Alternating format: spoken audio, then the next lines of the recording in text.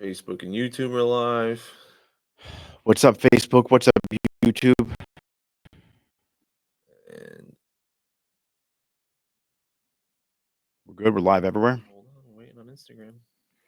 And we are live on Instagram. Nice. All right. Let me get the phone on here. What is up, everybody? Welcome to another episode of the Mirabella Mindset.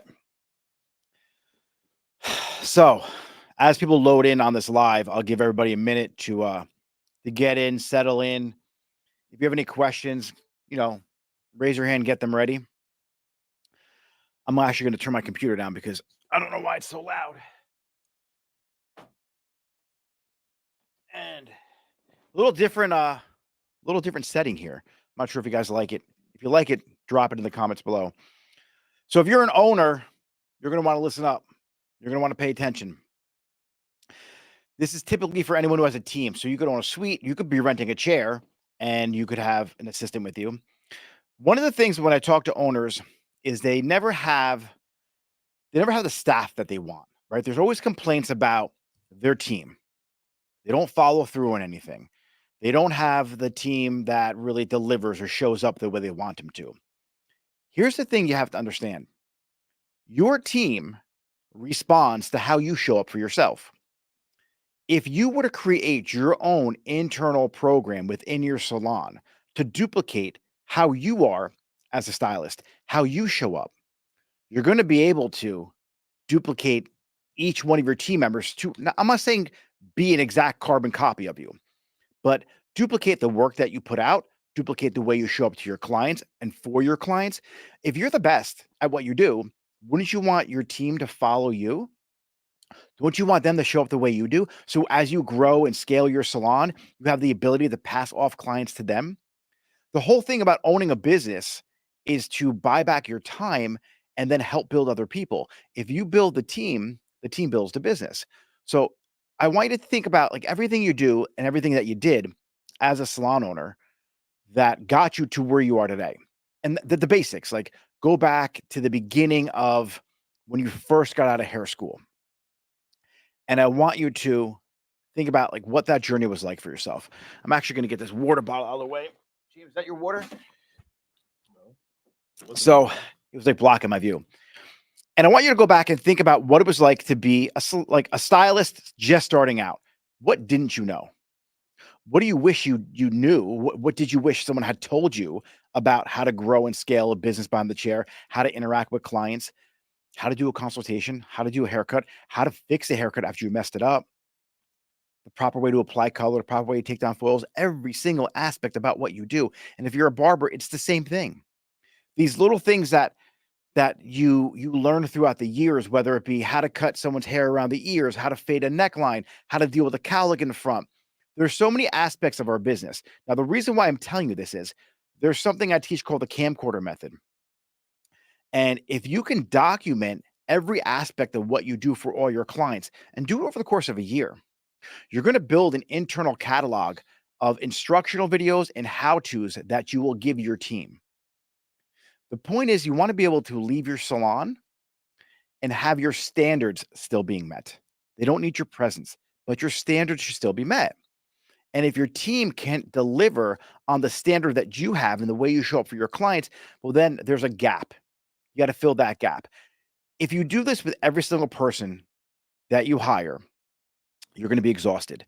So what you need to do is spend a year filming yourself, bringing your team over when you have a client that has like a unique thing that you do, a unique process to cutting their hair, a unique system to cutting their hair, a unique way of foiling their hair, a unique way of applying color just for them, specific to that scenario, because that scenario will probably be present in somebody else that they have in the future, or they could help you with that client in the future and know exactly what you do. You need to become a coach. You need to become a mentor. You need to become a guide. Your team is looking for leadership, and that's what you're there for. So whenever you have a situation in your salon, or whenever I did, to be honest with you, and I'm not sure if you guys do this too. If you do, please leave a comment below. But whenever I had like a tricky client or something that I wanted to articulate to one of my team members, I would just call them over. I would be like, "Hey, Nicole, come here for a second. Hey, Bree, come here for a second." Um, and I would be like, "Hey, when you have a client that has this situation, here's what I do, and this is how it's worked for me. I've tried these couple of things before, and the result wasn't really that good. Why am I doing that? I'm doing that because I want to get to a situation before it becomes a problem. And when the time comes for my stylist to come across a a particular scenario that I addressed already, she's already armed with the skills and the knowledge on how to overcome it. So she already knows how to fix it. And what's going to happen is she's going to think to herself, what do I do in this situation? Now, if she was never told anything, she has nothing to go off of. The purpose of you being an owner is to give them the tools that they need, not just the running water and the lights and the chairs to do hair, but the tools. You also have to speak to them when the time comes when someone's unhappy with their hair. It's going to come. Like it happens all the time. And as an owner, you have to get into the mindset and the psychology of what it's like to have a client not be happy. And what do you do? How do they deal with that? How do they deal with, a client crying in the chair? How do they deal with the possibility of someone dying? Like a client comes in and you're doing her hair for her husband's funeral. A death of a child, a death of, God forbid, knock on wood, that never happens. You never have to deal with that. But these are scenarios that happen that no one's prepared for. And if you've been in this career long enough, you've probably experienced it. You've experienced people going through divorce, people getting a sickness, a diagnosis, a death in the family, and you're dealing with a lot of different things in your life and in your salon that you can now pour into somebody, and you could help them out with that. You could help them out with that situation. So, James, are we good on sound? Yeah, I just want to make sure I'm muting my mic. Okay, cool. Do me a favor, get that iPad out of here. That's jumping up too,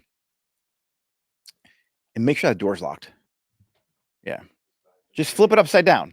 Yeah, I'm just seeing the light. It's distracting me. Guys, going live is really a pain in the ass. There's so many details. If I could spin the camera around for everyone to see the setup we have going on, what James put together, it's pretty wild. But James, make sure the door's locked too. So if you guys are asking yourself, well, how do you train your team? What do you do? Like what ask the question in the comments below.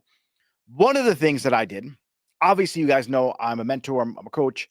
I share it in my stories. There's no shortage of content speaking about what I do. How I did it was I first created my program for my team to take. So I wanted them all to get involved in it. Now, whether they enjoyed it or not, that's on them, right? I have independent stylists, so it's my job to teach them how to become independent stylists, how to attract clientele, how to keep clientele, how to speak to clientele, how to build a book, how to handle their finances, how to handle budgeting, how to run ads. If you could build a team of people who are self-sufficient and don't need you, that's an awesome place to work. That's an awesome salon to run. When I talk to different salon owners, and one of the things they want to do is sell their salon because they're getting burnt out. It's because they hit the complexity ceiling, right? The business got too complex. They hit that wall. Now, there's a constraint in the business, and they have to be able to figure out how to get through that constraint. There's something called the theory of constraints. If you want to Google it, go look it up. But beyond the theory of constraints, there's something that happens to entrepreneurs and salon owners when they hit a certain level of business and they get burnt out, they get exhausted, and they just don't know what to do. And I compare this to anyone who's ever ran a marathon before they call it the 18th mile. James, you can look it up for me. It's like the block or the wall, the 18-mile wall. I don't run marathons, so I'm not that privy to this information, but I did just listen to a call this morning and they were talking about this. And I related it to business. Like there comes a time in your career as a salon owner that you just get burnt out. Like you put in the work, you're doing all the clients. If you don't show up, you don't make money. There's no profit in the business. And it's because you're not building the team. So take a look at everything you've ever done and put it down on either paper or Google Doc or some kind of curriculum so you can start teaching it to your team and then they don't need you anymore.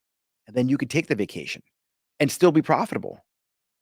Like salon owners want to sell their salon, but there's nothing to sell because if you don't come along with it, the salon's worth nothing. So you have to build the team so you could pass the salon off to somebody else and they could buy it, and it's turnkey. It's worth something. It's valuable. But here's the magical part. If you build a salon that you can sell, it's a much better salon to own. So you probably won't want to sell it at that point. So anything you do when it comes to ownership, do it with the intention of being able to sell it. And that means you being removed from the equation. The salon should run completely efficiently without you. And I would say 99% of salons don't run like that.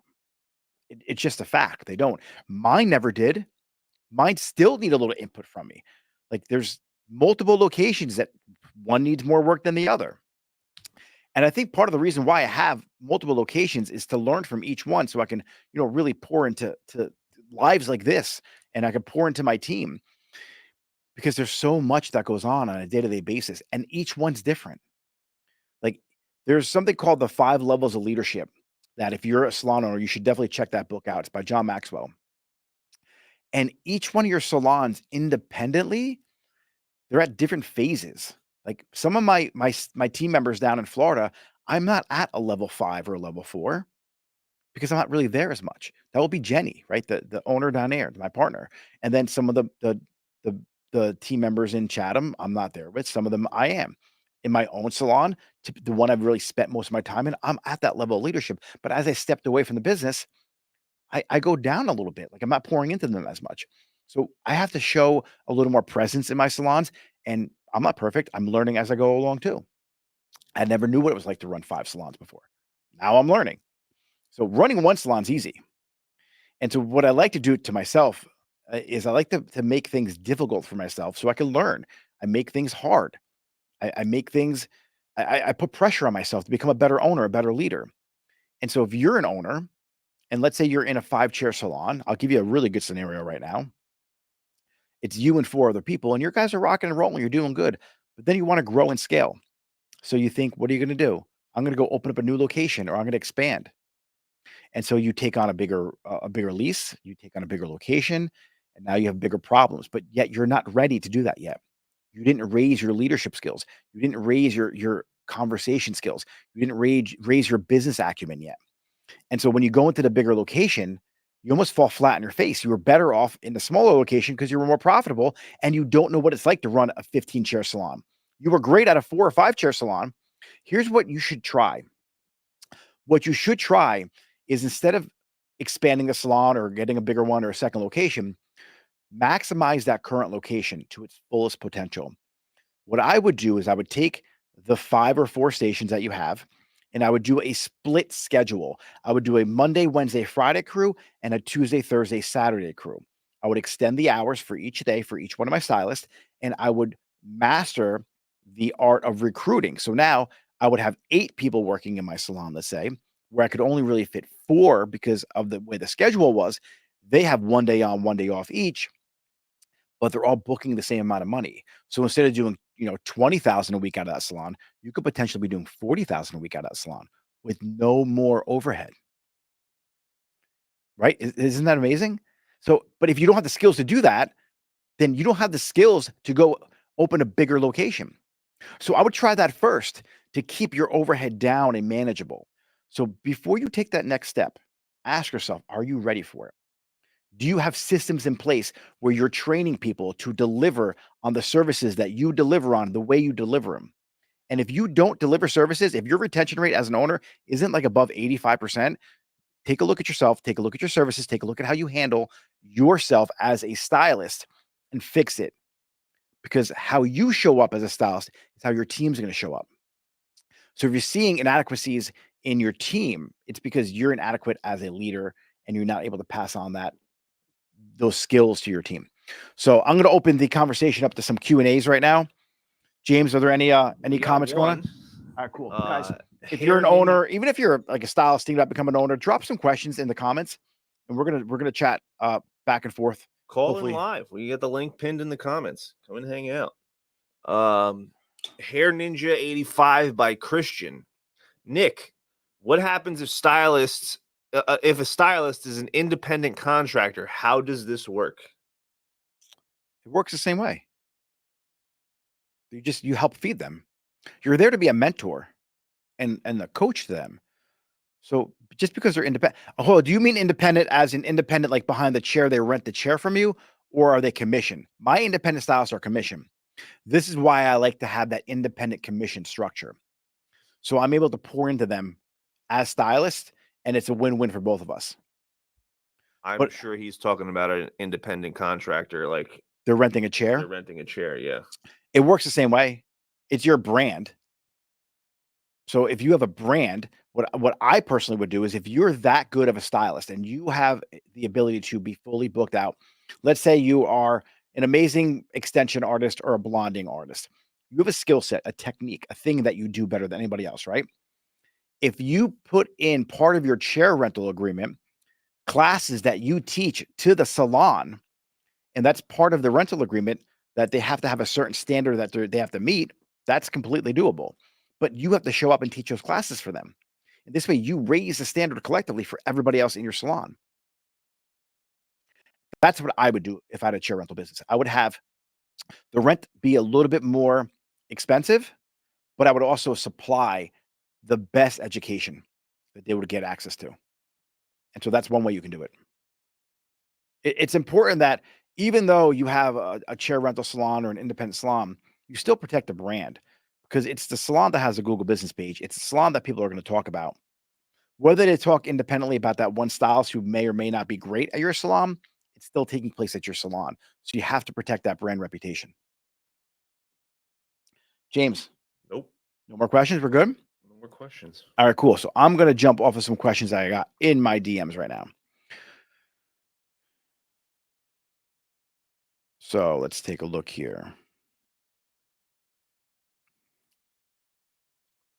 Where is that conversation coming from?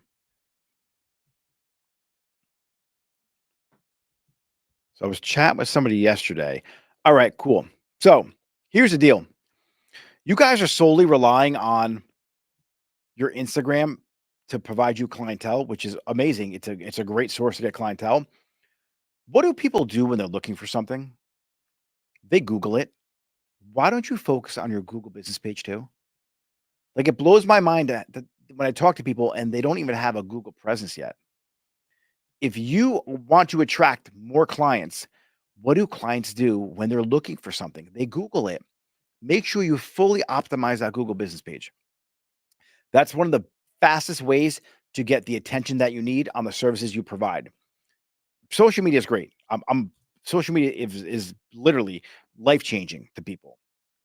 But if you own a suite, why don't you have a Google business page? If you're renting a chair, why don't you have a Google business page? Why don't you put some attention behind it? Why don't you ask for reviews? Why don't you upload the pictures? Truly optimize that Google business page, and you'll see just an influx of clientele coming in for free with no effort. It's not that hard to do. And then when someone Googles best colorist near me, guess who pops up? You do. Where can I get hair extensions? You'll come up. So make sure you're doing that. That was one of the questions that somebody asked me yesterday. And okay, here's another question. I got one. I have no clientele, but I don't have time to post on social media. What are you doing when you don't have clientele? So they told me that they have children. I get it. I got kids too. But if you're doing clients from 9 in the morning till 5 at night, that's your designated time to do clientele. Then what you should be doing is marketing your salon or your suite or your chair or your services from 9 to 5 every day. Go live, do mannequins, do Q&As. I don't care what you got to do. You should be doing something to market yourself from this time to that time. Edit content from the day before, do models. The fact that you don't have time is just an excuse. The reason, like the kids should be the reason why you put the work in and put the work in at a pace that's unmatched. So when you're spending time with your kids, you're truly present. For any person out there who uses the excuse of kids, and trust me, I get it. My wife works her ass off. Like I see how much she does. And like obviously, like I'm here right now. She's home with the kids, and it's a lot. But if you're working, you need to put somebody in place to take care of the kids while you're at work and truly maximize the amount of time and the amount of volume that you're putting out during that time of work. Kids should not be the excuse. They should be the reason why you work so hard. And then because you work so hard and you emptied your gas tank, it's at zero, you could be truly present with your children. And if you plan your days properly and you manage your energy, your kids aren't a problem. It's not that you don't have time. You just don't manage your energy right. You waste time is what the problem is. You're sitting here daydreaming about where the clients are, and then you're stressing about it when you're with your kids because you have no money and you're not focused on your kids. So from 9 to 5 every day, if that's the time you set for yourself to do clients, then do the clients or do the work needed to market yourself to get clients. That's simple. James, what's that question? Akuzam. I lost one stylist who just moved away and left 2/3 of their clientele. 2 stylists are out on maternity leave and one more going out in January. Where can I find well-rounded stylists for overflow, etc.? All right, so this is like the common problem that everyone has. What do you do better than anybody else? That's the first thing. And I would teach classes every single Monday in my salon. So I would invite every single hairstylist in like a 10-mile radius. I would DM every single person. All I would do for the next, I don't know, 30 days is open up conversations with every single hairstylist in a 10-mile radius and ask them, questions, shake hands with them, open conversations, and I would see what's going on in their. Actually, here's what I would do. I would invite them to that class. So I would put a class every Monday. I would reach out to them and be like, "Hey, I'm doing a free class. Would you like to come?" You're gonna get people say no. People block you. People will say you think you're fucking weird. But guess what? Out of 100 people, you might get 3. Out of the 3, maybe one's a good fit for your salon. You do that for a couple weeks, you fully staffed your salon. The thing is, no one's putting the energy required to attracting stylists that's needed, and all they're doing is sitting here waiting for stylists to find them. Go out and get them. Create a brand that's so good that stylists can't ignore you. Showcase yourself on social media. DM people, talk to people, host classes, go to the Facebook groups where they're at. Talk to every single person you know. But make sure that you have the best salon in the area that everybody wants to work at. Fix that first, then invite everybody over to it. And I think that will solve your problem. If you want more help with that, shoot me a message. I have a lot of great ideas and great systems that I implement and that I have my team and my clients implement that really help them out. But you have to put the work in. Like that's another whole thing. Like don't think you're going to ever buy a course or hire a coach or a program and expect it to magically happen. It's like buying a gym membership and expecting to lose 20 pounds.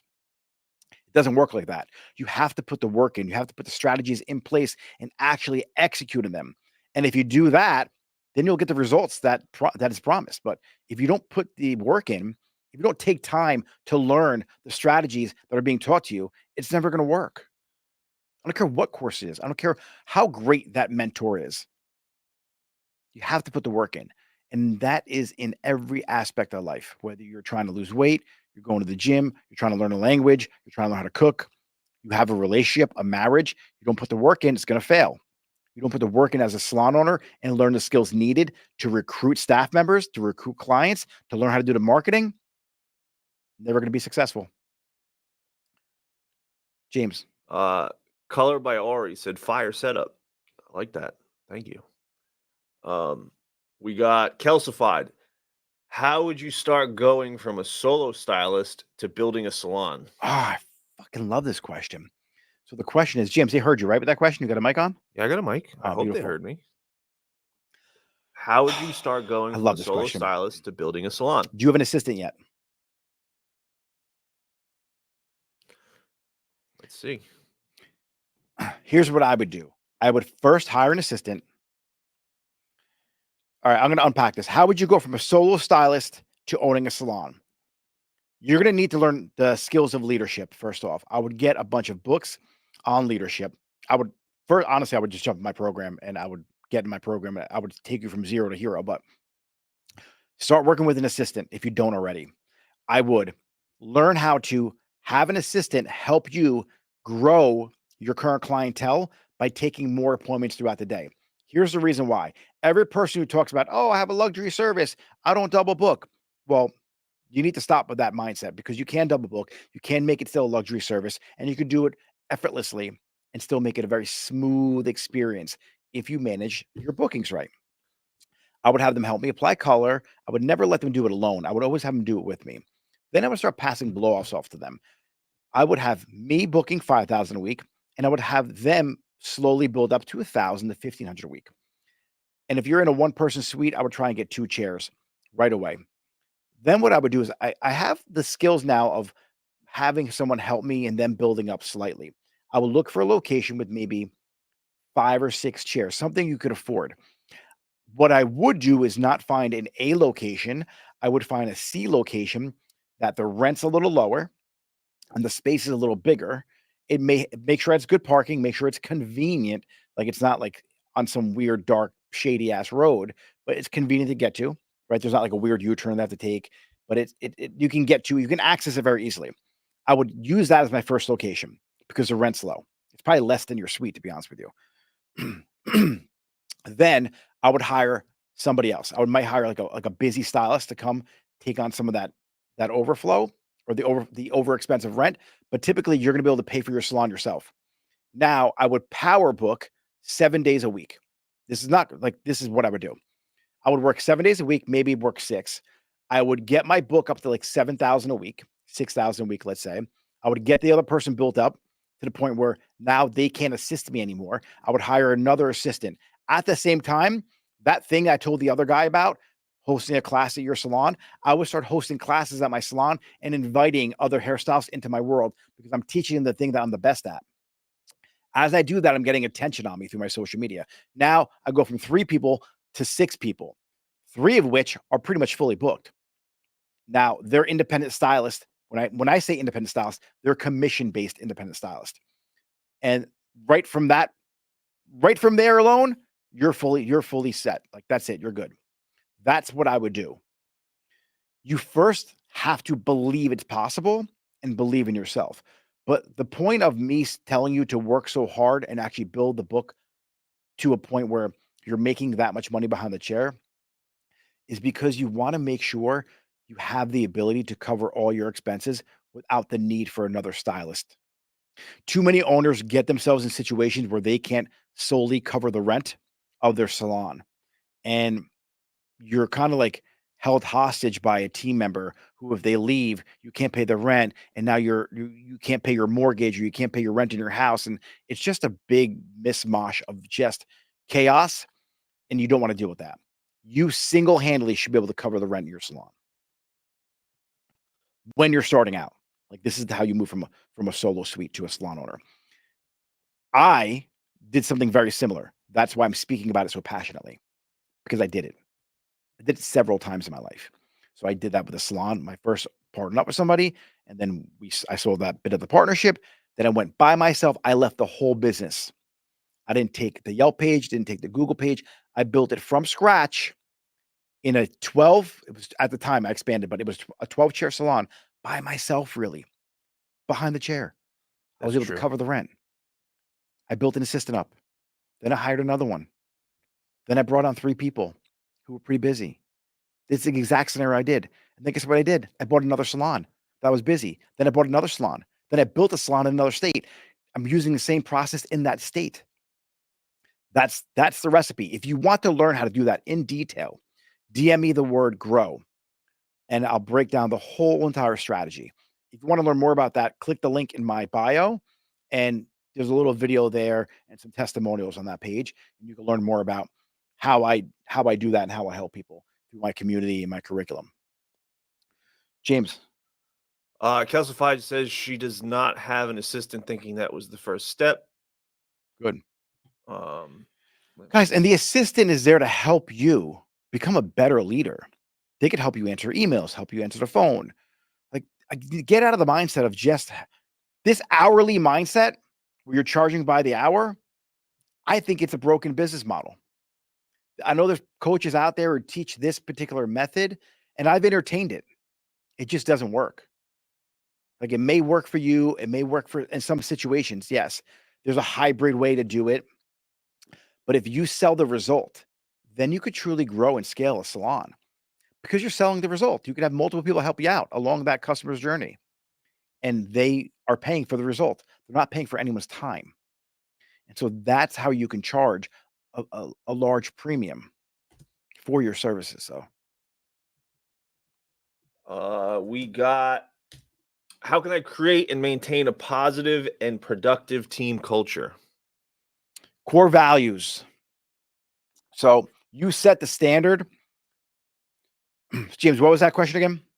How can I create, hold on, I lost it. How can I create and maintain a positive and productive team culture?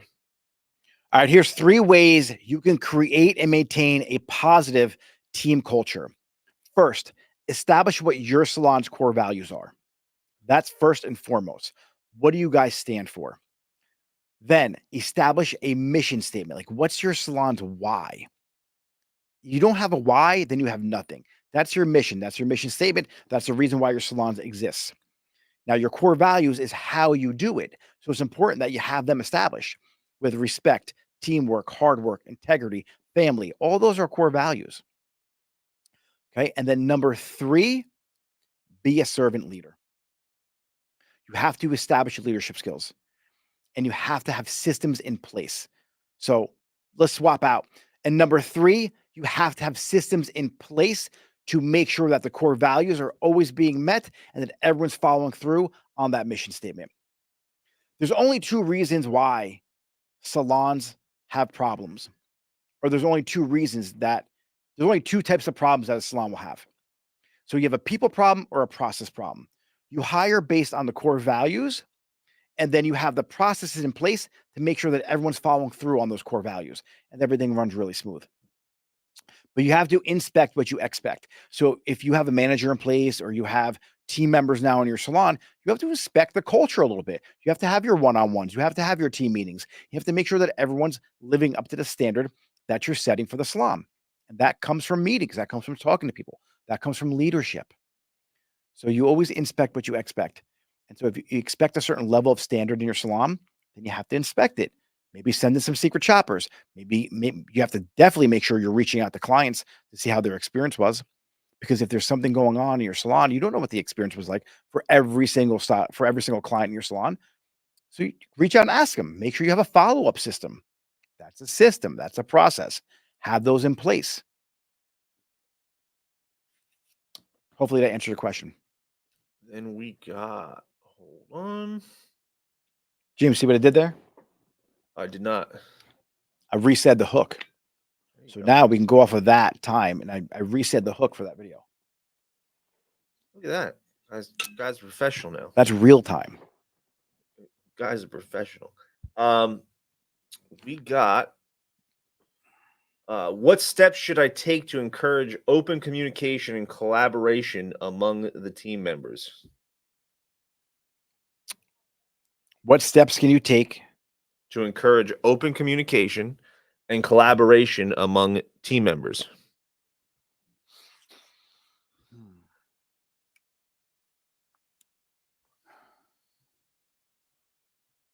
Here are 2 things you can do to establish open communication and collaboration amongst team members. The first thing you need to do is have monthly check-ins with everybody. There's a series of 12 questions that I ask my team. If you like those 12 questions, DM me the word 12 questions. And in those questions are a series of questions that help me understand how is everybody communicating, where am I missing as a leader, and where is the team missing collectively.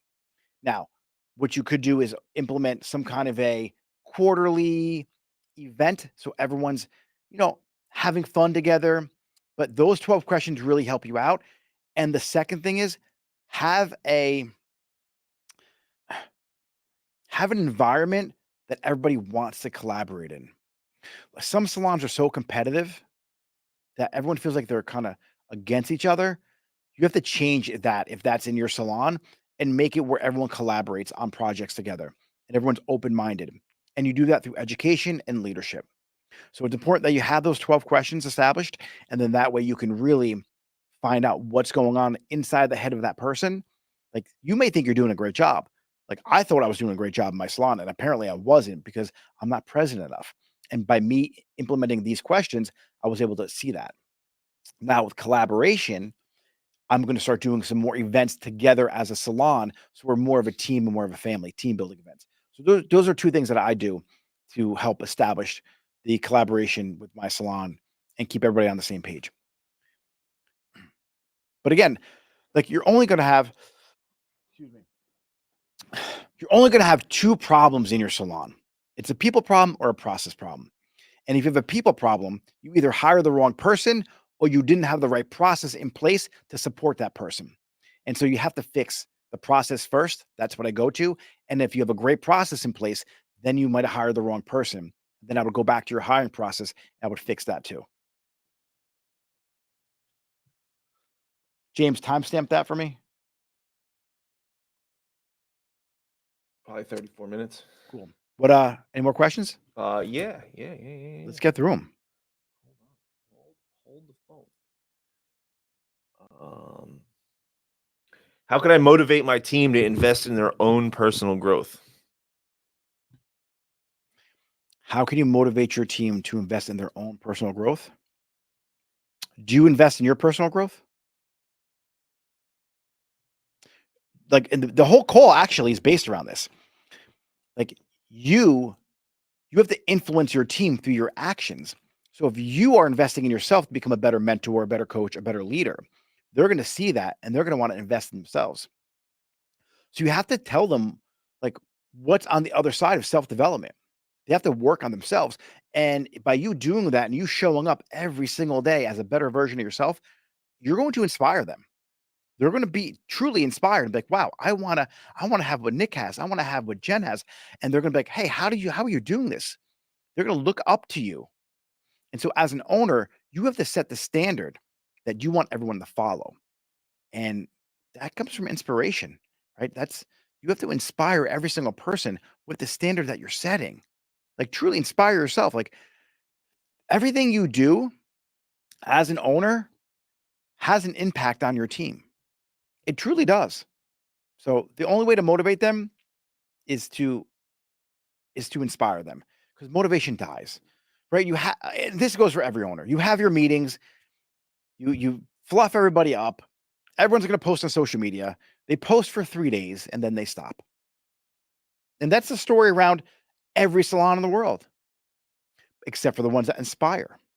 So you have to truly inspire your team. That's the only way to really get them to follow through. And when you have your one-on-one meetings with them, find out what their goals are. Find out what they want to do with their life. Like, find out what experiences they want to have. And then help them become the person who deserves to have those experiences. And they should, honestly, that should solve a lot of your problems right there. Light X Teen follows up on that question, says, I invest lots and still not seeing them be inspired. Are you letting them into your world? Are you showing up for them? Are you coaching them? Do you have one-on-ones with them?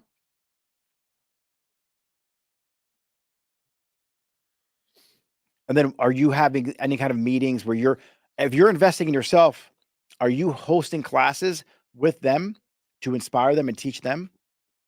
Here's the one thing. People who are really good at things love doing them. So there's an amazing book called So Good They Can't Ignore You. And it talks about career capital. And so for every business owner, I ask 3 questions. What business do you think you're in? What business are you really in? And what business do you need to be in? And as an owner, this question can be answered a multitude of ways, but you're in the recruiting business first and foremost, right? You have to recruit talent to come into your salon to work behind the chair, and then clients to come get their hair done. That's without being said. That's top of the list right here. But you're also a coach. You're also a mentor. It's important that you learn the skills of leadership and how to communicate. And there's something called the 5 love languages. Get that book if you never read it yet. And your team may have a different love language or may have a different communication language than what you're speaking to them in. And so some people receive terms of endearment. Like that's what they want to receive. That's what they hear. That's their language. Some people, it's finances, right? They want that bonus. That's what inspires them. Some people, it could just be a pat on the back, right? Maybe physical touch. I'm not saying touch your staff, but some people just, it was that pat on the back that really lets me know that, wow, I really delivered. So get the book called The Five Love Languages. I taught a lesson on that. If you're in my community and you're watching this right now, it's the 5 languages of leadership. I taught a whole lesson on that. So if you want access to the program, let me know. I can send you that lesson. I'll direct you to where it's at. But the problem is they may not be hearing what you're saying to them because you're speaking a different language than they actually listen to.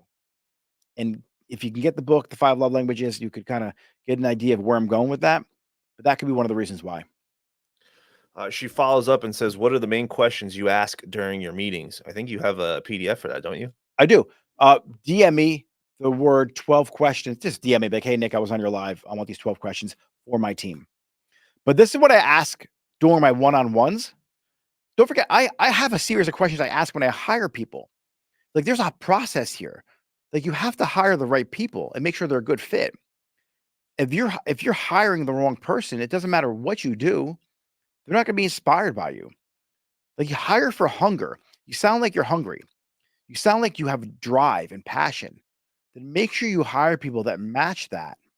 If they don't hire them. The salon down the street could probably use them. You want like a team full of savages, but I'm going to give you a quote right now. An army of sheep led by a lion will always defeat an army of lion led by a sheep. So let that sink in for a second. All these owners are bitching about their team and like how they don't show up and my team's not hungry. Well, maybe you're a sheep of a leader. Ask yourself that question. And that's not a dig to you. That's just something for you to kind of sit back and reflect on. So let's talk after this live. Shoot me a message and we'll chat a little more. Yeah, she said, "I do. It's hard to find passionate people." And she said, "Thank you." You're welcome. We got Arla Beauty Lounge. Do you have any recommendations for educators to come into the salon and do classes? Thank you. I have a recommendation. You should call Nick. Classes on cutting or color? Probably both. Roberto Torres, right? Roberto Torres he's in my followers. I follow him. I would he's in Tampa Bay, I believe. He's in Florida. What brand do you carry? And Roberto's gonna be for cutting too, by the way. Yeah, they said both, please. Okay. Roberto for cutting.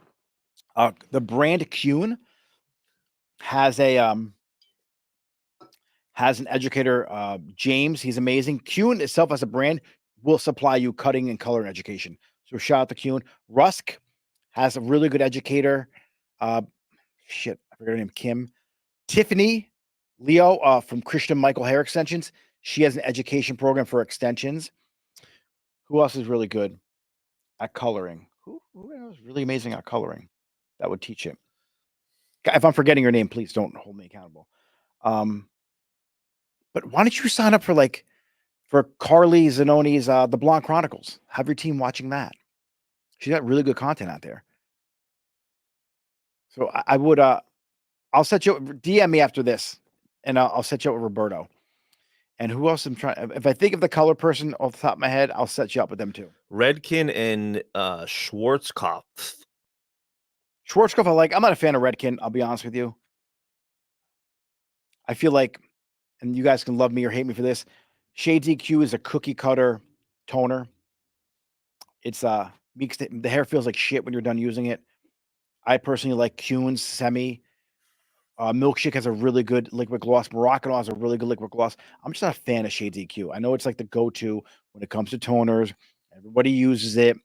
I'm just not a fan of Redken in general. It's owned by L'Oreal. They sell everything on Amazon. Like it's just highly diverted. So I'm not a big fan of Redken. Some of their educators might be great, but there's other brands out there who give you amazing brand support. Like Kuhn is one of those brands. Rusk is one of those brands. Truss actually has a really good color line too. Look up Truss. There's some really good educators in that brand as well. Any more questions, James? Yeah, we have. Hold on. How is the setup here? Is it good? Yeah, but the first comment that we ever got on the setup was today, so the setup must be good. Wow, Someone said I like your setup, so cool. um, A foot up here. yeah, I think Nick, smoke a cigar, have a good time. You Wish know, I still drank. I'd love to have a little bourbon next to me. yeah. Well, you don't drink. That's why I didn't say. I was Smart. thinking of bourbon as well, a nice little whiskey. I do have Um, the non-alcoholic drink from. Oh shit! I can use that drink. the non-alcoholic Manhattans that you were having the other day, those were Yeah. terrible, dude. No, they're pretty good. The Negroni is really good. Oh, oh. All right. What we got next? How can I become a more effective leader for my team? Get in my program right now. Here's how you become a more effective leader. Become a better listener. Become an amazing listener, and then follow through on the changes that need to happen to really help your team deliver on the services they're providing. Becoming a better leader is just really being a great listener, and then having accountability for yourself and following through. John Maxwell is the GOAT when it comes to leadership. So unless you're like, you have to watch everything from him, his YouTube videos, his books, get his audiobooks. He has a bunch of stuff on leadership. But if you want to become a better leader, first become a better listener. But I would just dive into everything that's out there on the internet on leadership. There's so many good books out there. But I got 12 questions. If you want, DM me 12 questions and we can get in a conversation about how you become a better leader. Leadership is what's going to make or break your salon, just to let everybody know. So, a great question. I love the fact that you're asking that question and your head's in the right spot. And just from the fact that you're asking how to become a better leader means that you're going to be successful. So, that's the kind of person I like to work with. So, DM me the word leader. I'll get you the questions. And it's just leadership is everything. And there's two things, honestly, like sales and leadership. If you master those two things, you could succeed in any business. Any business. You throw marketing in the mix too, and then you're complete. But if you could sell, if you could influence, if you can get people to buy into your dream and or buy into your product, like forget about it. And then the leadership comes on the back end of it by delivering on that and making sure that there's processes in place and they're being followed up on. Micromanaging is not leadership though. So just remember that. Who wants to call in? Come and hang out. We got another question.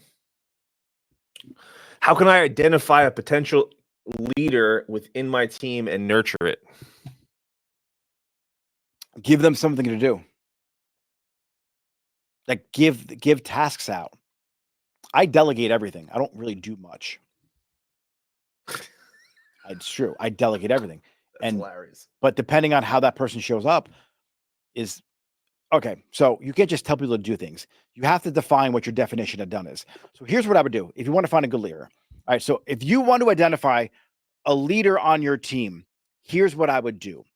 I would find the task that you don't enjoy doing anymore. I would grab that person. I would articulate to them what my definition of done is for that task.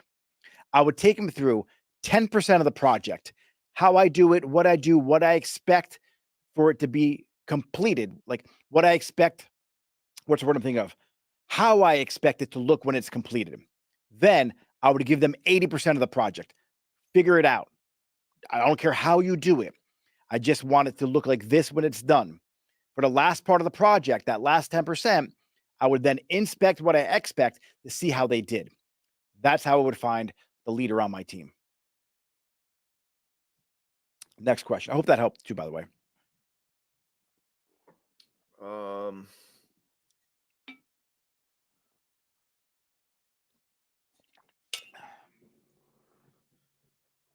Let's see. Is that Marley bouncing around back there? Yeah. Someone came, tried to open the door, and she got excited. What kind of incentives work best for team morale and productivity? I I'm motivated by money, so I just have a higher commission tier. I do a tiered structure. I don't base it on a level system. And so I start at 50, I cap at 70, but that's because my location can endure that higher commission. Honestly, like for incentives, they have to be individual for each person. So go back to the 5 love languages I spoke about, and I would find out what that person's leadership language is and how they like to be led. And then I would give them incentives based on how they give and receive love, because that's what's really going to be the most impact for them. That's probably the best answer I can give you. You just have to keep the standard raised, and you have to make sure that when you're doing your one-on-ones, you know what's important to them. So I always seek first to understand. I always want to know what's important. Like I want to find out what is my team members' passion? Like what do they want to do with their life? Where like what experiences they want to have? And then based on those experiences, what kind of person do they need to become to make those experiences possible? And then it's my job as a leader to deliver on the skills required for that person to achieve that level of success. And so if I do that, then they're going to be happy because they feel fulfilled and they're having the experiences that they want. And then they're good at what they're doing. And when you're good at something, you more than likely like doing that thing because you're good at it. And it's like this non and never ending cycle of just happiness and success. They're continually raising the bar. They're having more experiences. And that just comes from you speaking to them. And so the incentives are the success that they receive from the work they're putting in to get them to the experiences they want to have. Hope that made sense. James, does that make sense? Yeah, it makes sense. I've also seen you do some like hidden competitions. Like you'll tell your team to do something. Yeah, I don't believe in the competitions because it causes animosity between the team. I wanted to trigger some kind of animosity, so I had a purpose for that. And so, like, I didn't tell them this. I give $1,000 to the person who posted every day, and one person did it, so she got $1,000. Yeah, you would just tell them you want them to post more And so I run something by them to help them grow their business, and I don't tell them it's a competition. I just reward the person in front of the whole group, and that reward was $1,000. Everybody was pissed because they didn't know about the competition, but it wasn't about the competition. I didn't want them to do it just for the money. I wanted them to build a habit of posting consistently every day because it would build their business. so that's a cool incentive. I thought that was really cool. But the incentive is them to be better. Well, yeah, it's the incentive. Absolutely, Yeah. it's not And like that, a yeah, like people need to understand, like life doesn't get easier. You just get better. And so if you want your team to show up, then make them better. Give them the skills that help them become better versions of themselves. it's the old adage: give a man a fish, feed him for a day, teach a man to fish, he'll eat every day for the rest of his life. Yeah. No more questions on my end. Beautiful. All right, guys, that was a good live. If hopefully you guys got something from this live today. If not, then I'm sorry. I'm going to jump into my DMs now, and I got a couple more videos to make. But we're gonna be going live every day. I don't know what time still, but typically today's Thursday, right? Today is Thursday. Somewhere yes. between like 10 a.m., 3 p.m. on the East Coast side. That's gonna be our window. We are looking for guests to come on live, so I have a pretty flexible window. And that's Monday through Friday. It's gonna range. If I could pick a time that I could probably be consistent with, it might be 3 o'clock because a lot of things happen at noon, and so it's difficult for me to get guests on at that time. So 3 is late enough on the West Coast, early enough still on the East Coast to make that happen. It just sucks for anyone in Australia. So you guys are beat, but it's still early enough for people in the UK. So sorry, Australia. We'll just have to film in the morning on those days to get you in if you wanted to go live. I was talking to uh, social shit. Her name dropped off my mind. Ash, and I was talking to Ash, the social coach, and we're gonna do a podcast with her. It's gonna be in the morning because she's in Australia. So if you guys want to be in the podcast, regardless of where you are, I can make it work. It may or may not be just live. That's it. So everyone, thanks for watching. You're amazing. I will see you tomorrow. If you like this content, go and check out the full YouTube, share it with your team, help grow, and hit like and subscribe. Appreciate you guys. Yeah. See you later.